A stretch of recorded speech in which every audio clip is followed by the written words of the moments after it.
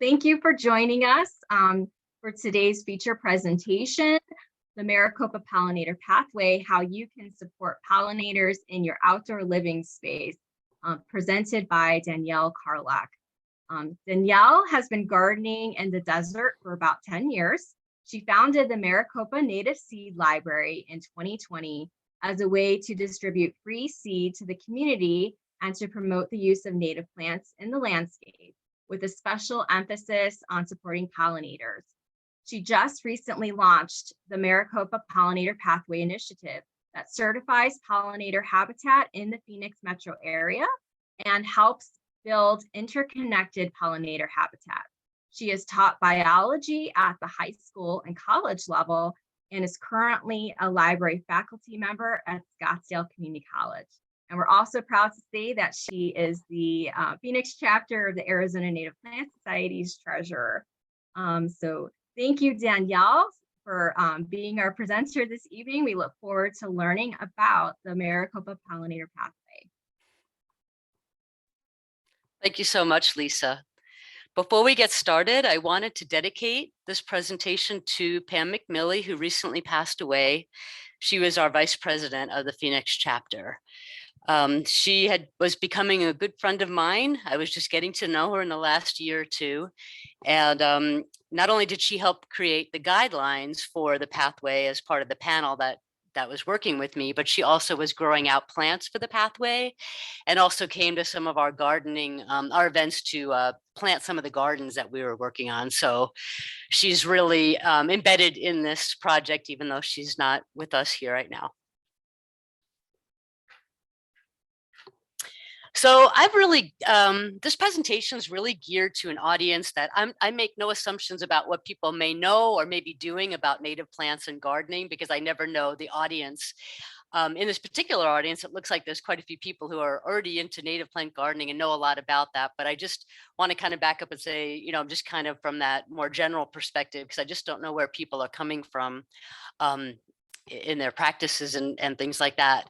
So I'll be talking about this Maricopa Pollinator Pathway project, and kind of my hook is to say, like, if you're concerned about this long laundry list of sort of, you know, environmental crises that we're facing as a planet, and the list is there, this is something you could consider as something that I think you can do. Creating habitat at home essentially is what this is. I think that it is really one of the most impactful ways a person or family can contribute and make a difference, you know, collectively, as we all kind of get on board with these things toward all these issues that we're facing. So that's kind of that's where I'm at, especially with having been doing like habitat at home now for about a decade.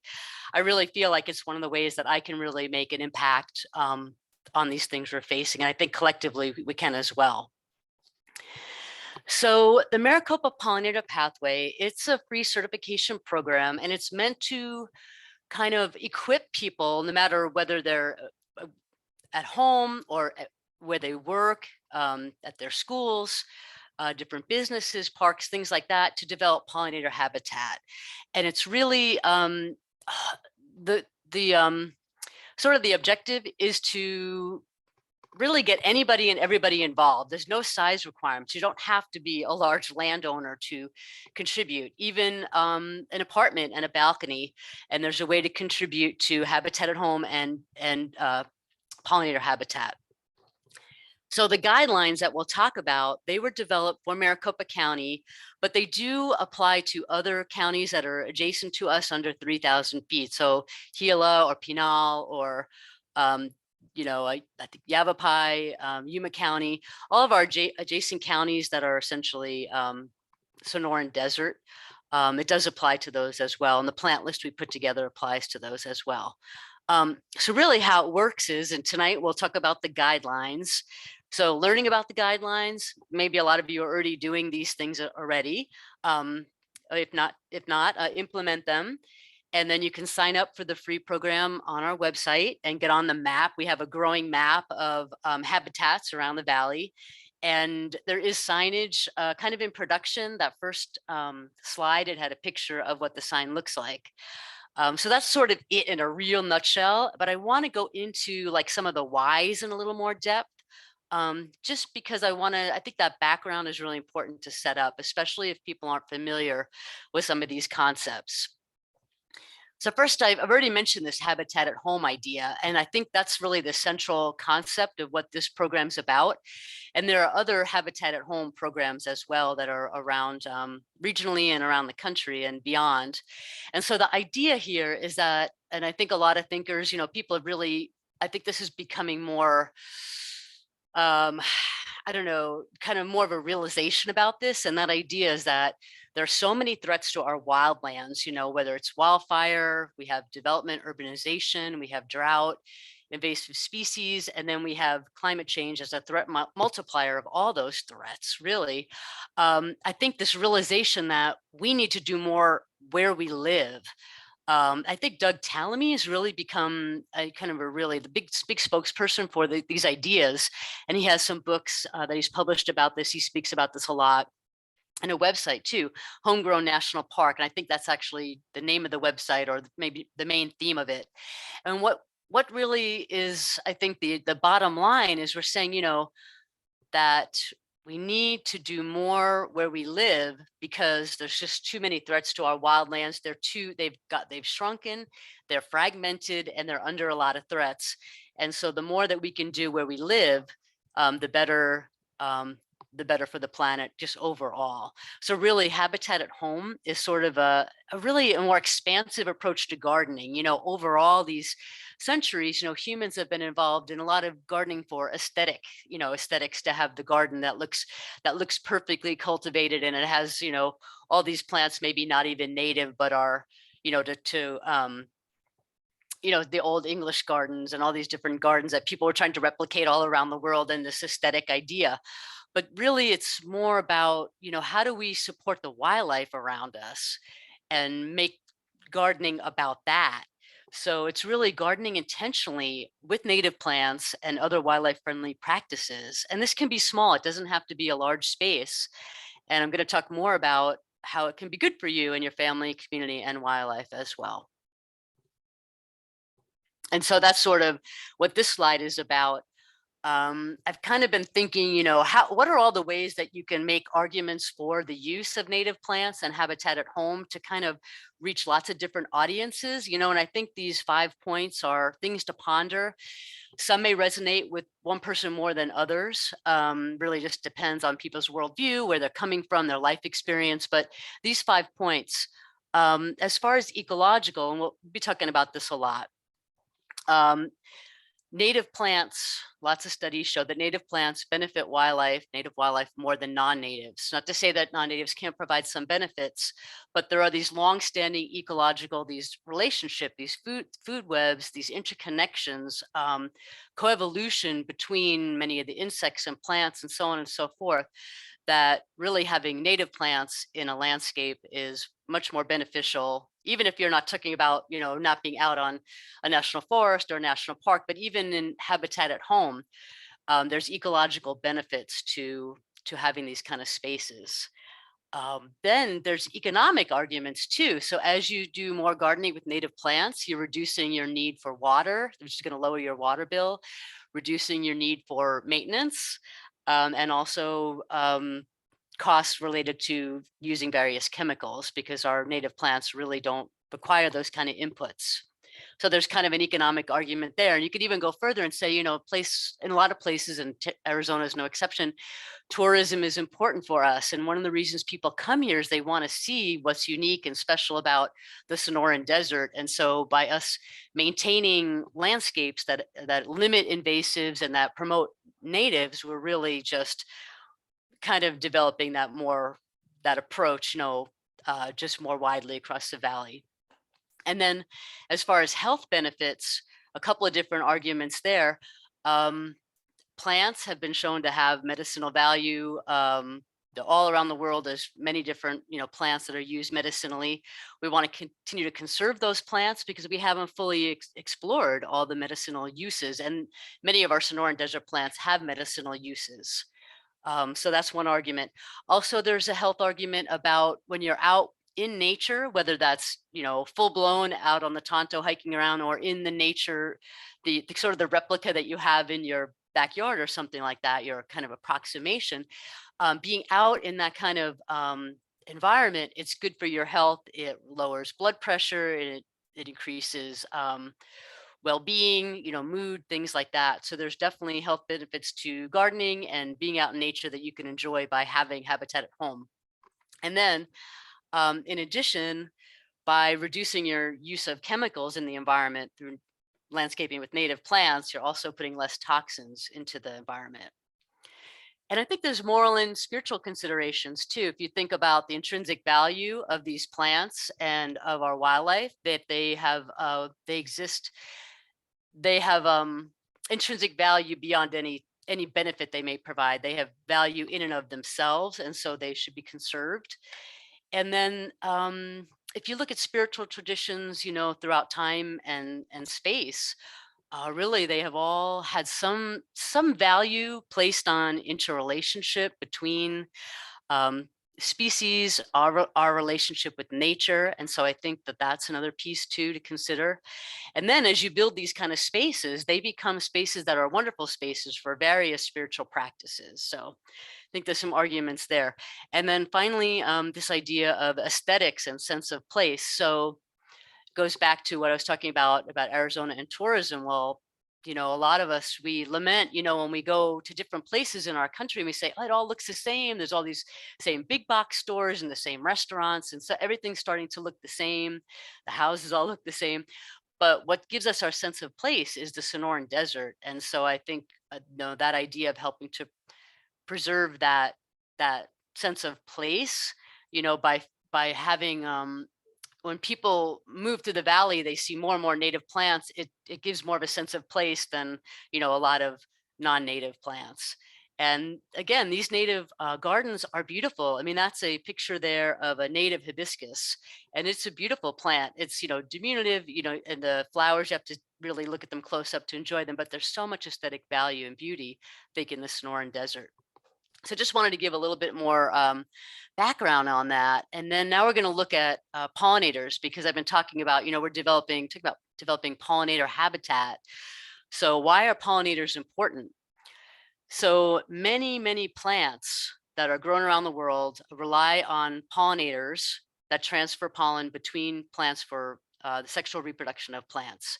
So we count on these pollinators to produce a lot of our foods, beverages, and medicines and other human purposes. So that's a big reason that we want to conserve our pollinators. And then also because pollinators are important parts of food webs throughout the world. So those, I think, are two of the main reasons that we want to conserve our pollinators and have habitat that supports them. So just want to touch on this. This could be a whole entire presentation in and of itself about pollinators of our region. Just to get into just a little bit about what some of the different organisms would be that you'd be supporting in your yard if you're building these kind of habitats. So our native bees are our primary pollinators. This is not honeybees. Those are European. They were brought over here originally, and they've naturalized. But our native bees are typically solitary bees. Many of them are ground nesting, and they're much smaller. They don't look like, many of them don't look like typical bees. The Sonoran bumblebee is one that looks more like your typical bumblebee, the iconic bumblebee. But a lot of our native bees don't even look like bees, and they're hard to see, but they're active. And what they do is they gather pollen for their own nests.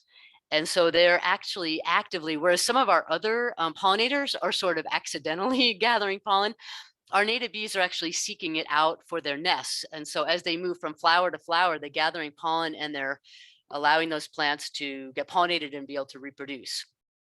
And then there's this idea of flower constancy. Native bees will kind of stick with the same species as they spend their day moving through and gathering pollen. So it's more efficient because they're not going to other species at the same time. And then that's not helping with pollination because it's different species.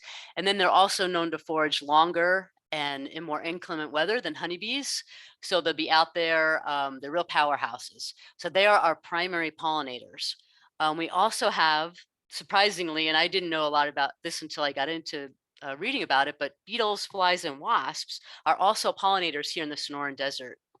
Not as large of impact as the native bees, but they are pollinators.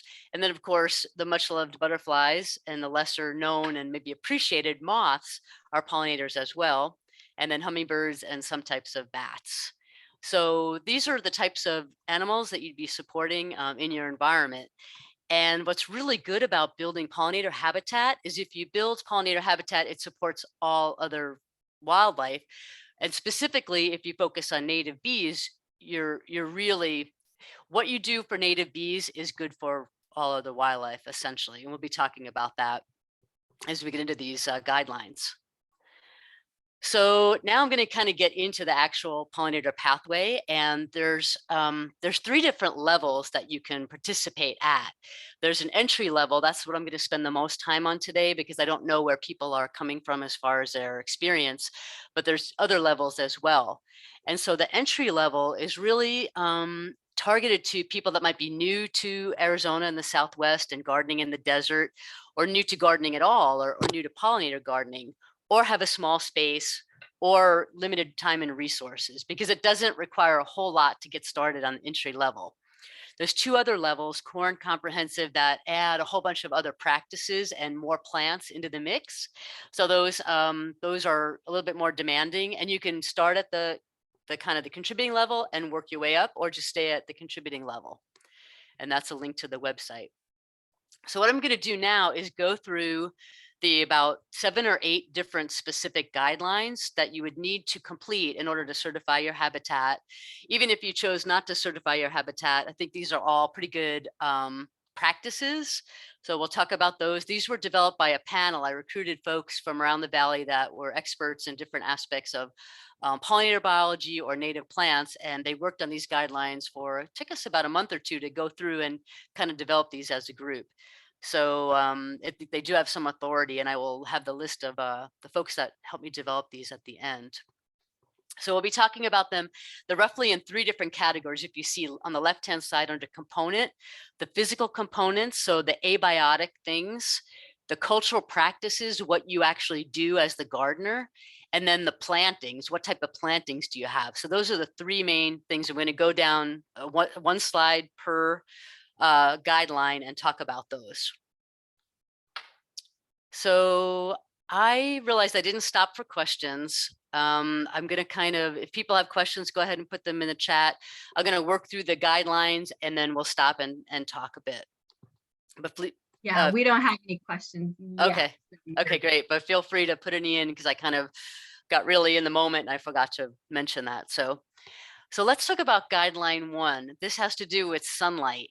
So because most of our pollinators like open areas and sunny areas, and most of our native plants, no surprise, are adapted to either full or part sun, 4 to 6 hours of sunlight per day. So you don't want, and this, I think a lot of people would be hard pressed not to meet this guideline, because it's hard to have a habitat that's not getting that kind of sun.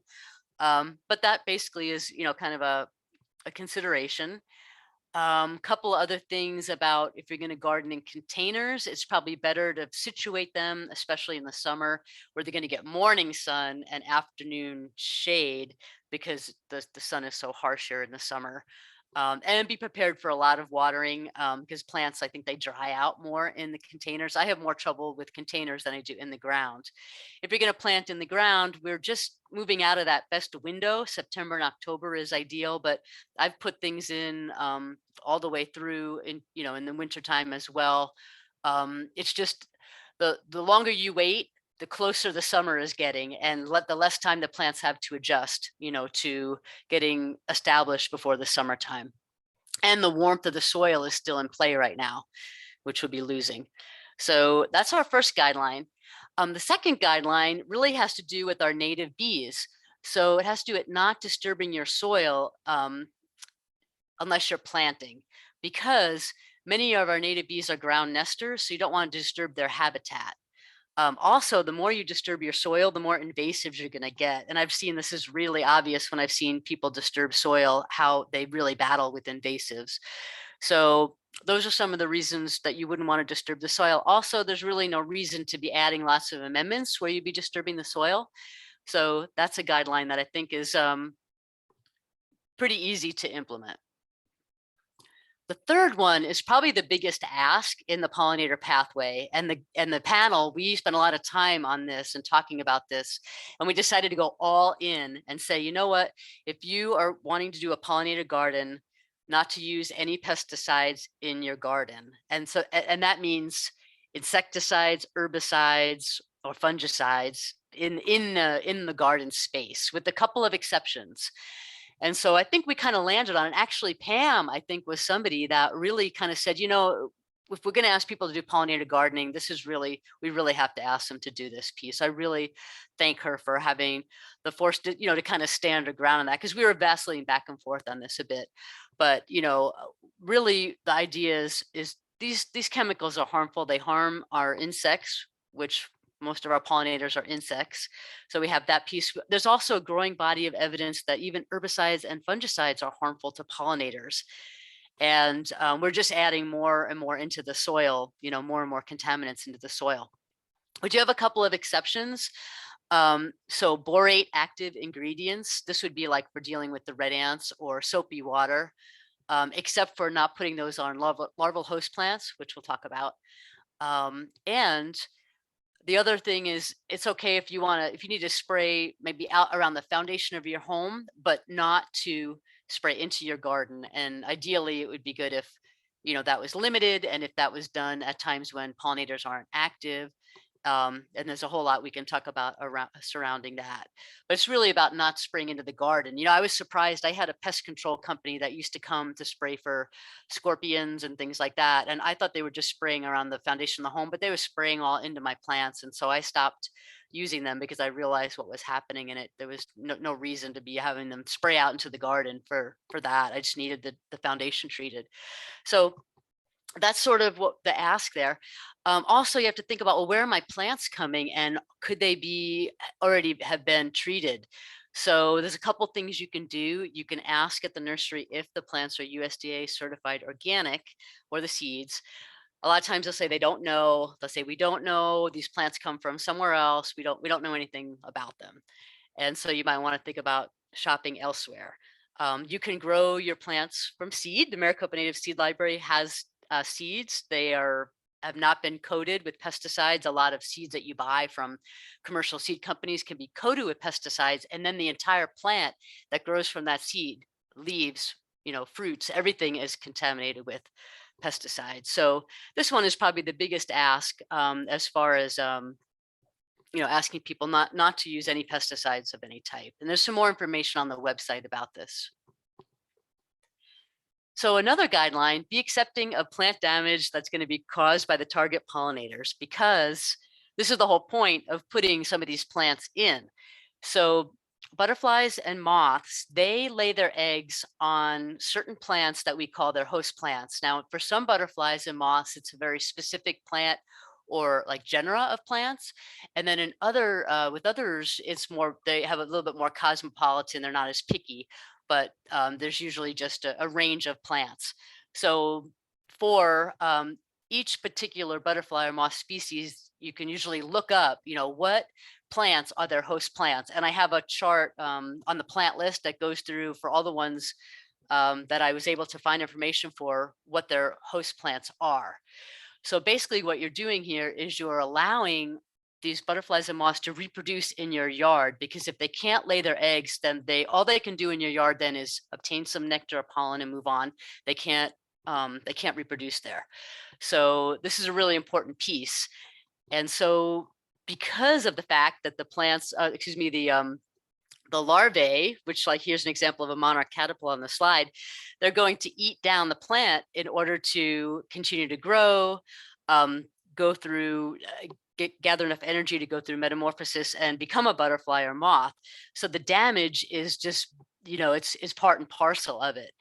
And so, you know, for some gardeners that could be really revolutionary, you know, and oh wow, like I'm actually wanting damage, you know, but the idea is that the plants are functional, you know, that the host plants are functional. Some of them are beautiful too, but we want the damage. If we have damage, then we know it's working, you know. And so some people may say, oh, there was too much damage, or it really ate my plants down. It's like, well, you can add more next year. Then if you feel like if you got hit pretty hard, you had a successful garden, and keep adding more, so that's that guideline. Now, the fifth guideline has to do with invasive species. It's important to get these things out of everywhere we can. Um, the three that are the most kind of concerning in the Sonoran Desert right now are stinknet, bufflegrass, and fountain grass. The Arizona Native Plant Society has some really good information on the invasives, how to identify them, how to take them out. Um, I do mostly hand pulling. Luckily, stinknet I'm not dealing with the grasses. They're harder to pull out. But stinknet, they are challenging. We can talk more about that. There's a lot of information, much more information on the Plant Society website than I have time for today.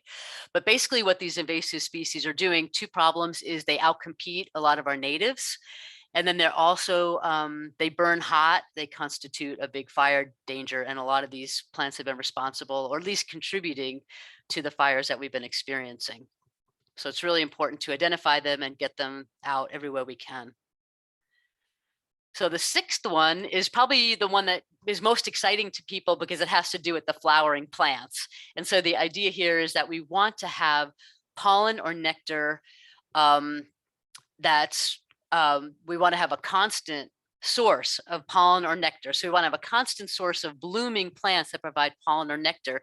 And I said in the immediate surroundings, because you can also look around if you, let's say if you're in an apartment complex, you don't have to only just count, let's say the plants on your balcony, but what's in your immediate surroundings. And so we have a plant list of nectar plants that also shows like their breakdown of their expected seasons that they bloom. So you can kind of look at that and kind of gauge and say, okay, I need to have blooms for each of our 4 seasons. What plants will cover that?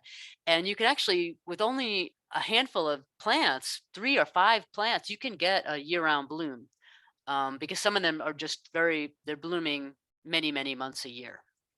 And some of these are, some of these are kind of long blooming. Also, just the tuberosa comes to mind, and creosote, but there's many, many of them that you can choose from. So that's I think that's actually the last guideline. Let me go ahead and go to oh, no, I almost forgot about the specificity about the larval host plants.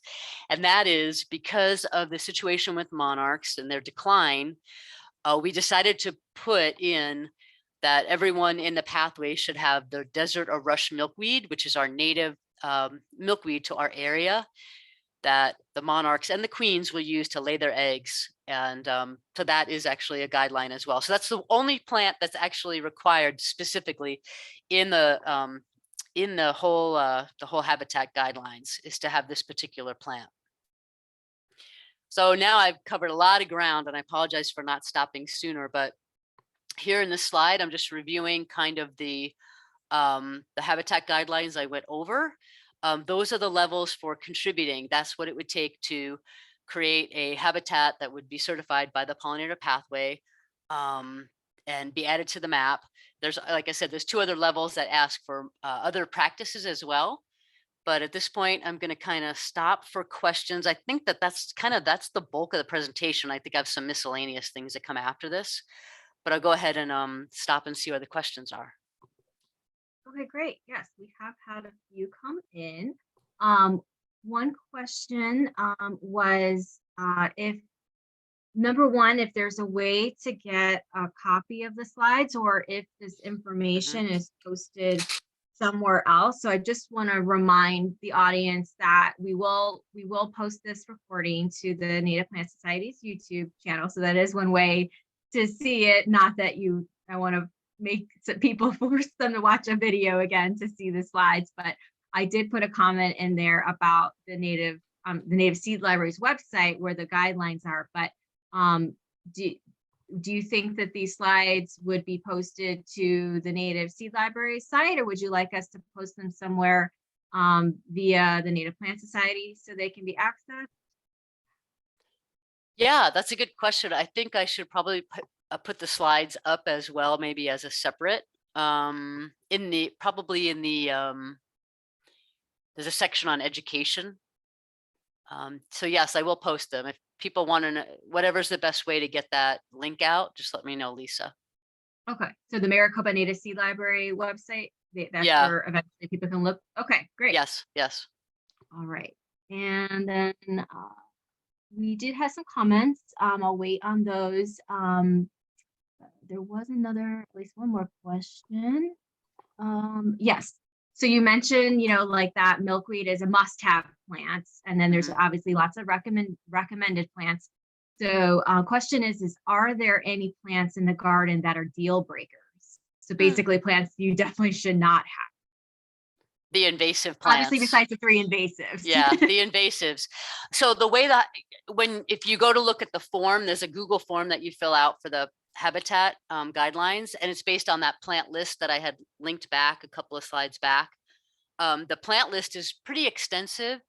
Um, My goal was, and I think I left this out earlier, is that this is a habitat program that really emphasizes native plants, because I think it's important for all the reasons I outlined, but it doesn't exclude non-natives. And so non-natives can be additionally in your yard, but and in some cases they count. You'll have to just see how the it's hard to describe it, but I have kind of like when you go through and you say what nectar plants you have to have ones for each of the seasons.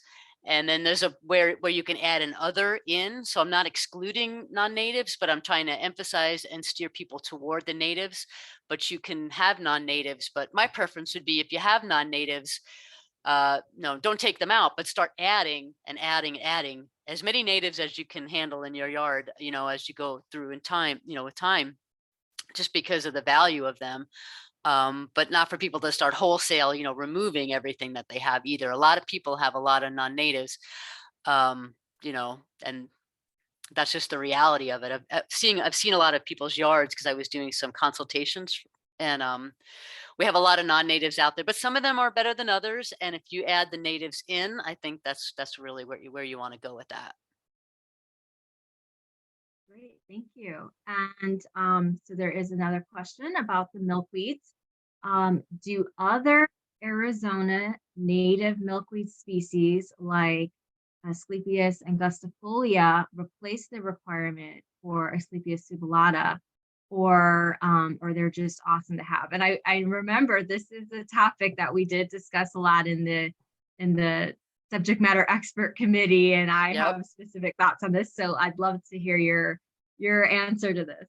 Yeah, I think what we landed on is the other species are in addition to subulata because of the difficulty with like angustifolia, the what is it, Arizona milkweed, harder to keep alive because it's a little more picky. It needs more shade, it needs more water, and we thought I'm specifically tailoring a lot of this to people that aren't in the Native Plant Society, because if only people in the Native Plant Society are doing this, we're in trouble. We need to get as many people as we can involved in this. And so having people put in subulatas is going to be a lot easier than asking people that aren't gardeners and don't know a lot about native plants to deal with ones that are pickier.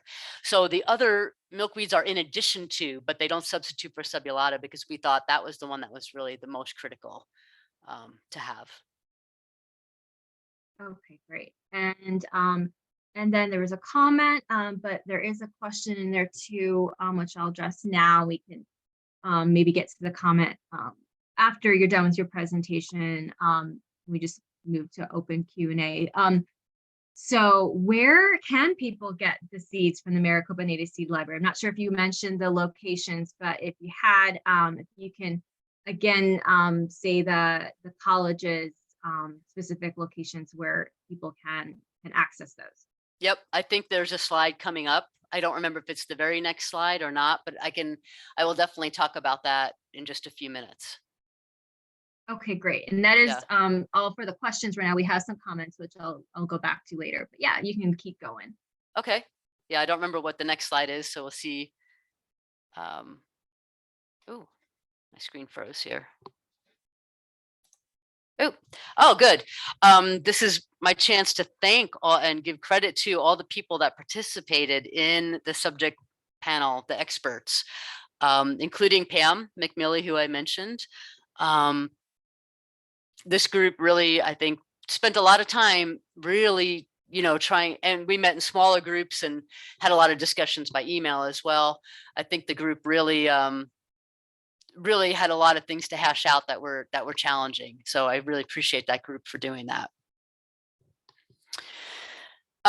This is just a recap again, I guess, of what the pollinator pathway is. That's a little screenshot of where gardens are that people have signed up already. I think about 40 people have signed up. I haven't done a lot of promotion yet for this. I've still been gearing kind of up for that. But you can kind of see there's a lot of people kind of in the Phoenix and Scottsdale area and a little bit on the margins. We'd love to keep filling in the map. And it's not just limited to Maricopa County. I probably shouldn't have named it Maricopa Pollinator Pathway in hindsight. I should have thought about that a little more, because it's not only for Maricopa County. It's meant to be for adjacent counties as well. I didn't really think that through, I don't think, very well. But I just want to give you some encouragement that they do come. If you build it, they come. Maybe not right away, but they do. I started with a bare dirt, weedy garden in 2011, and each year it kept adding and adding, and I had so many different species coming to that space. It was amazing. It blew my mind in a lot of ways how it went from one extreme to another. But even on a small scale, it doesn't have to be what I did here. It could be much smaller scale and still have an impact. Here's the slide about the seed library. So the seed library, I work at the Maricopa Community Colleges, and we currently have a location at the libraries at the Phoenix. So don't get confused with the public libraries. This is the community college libraries. I've had some folks get confused with the public libraries. We're at the Phoenix Community College Library, Gateway Community College Library, Glendale Community College Library, Rio Salado, and Scottsdale Community College Libraries. Those are kind of on the website. There's links to each of those, and then you can actually, Rio Salado is not quite open yet. I probably shouldn't really be advertising that yet. It's coming soon. So I probably should change that to coming soon, but very soon. And anybody can use the seed library. You don't have to be affiliated with the colleges. Just come in. You have to just check their hours, come in, and it's all on the honor system. So you don't have to have a library card. You don't have to fill anything out. Everything's anonymous, and we just ask people not to take more than 3 packets a month a person. And it does focus on Maricopa native plants, and a lot of them are wild collected. I've been collecting in the Tonto, and some of them are collected on the campus gardens. And then just some references. This might actually be, wow, that's okay. I'm sorry, I went full bore and didn't stop for questions earlier. So that's the end of the official presentation. Thank you so much, Danielle. So I do still invite people to put questions in the chat, but I am going to stop the recording now, and then we'll move on to just an open discussion.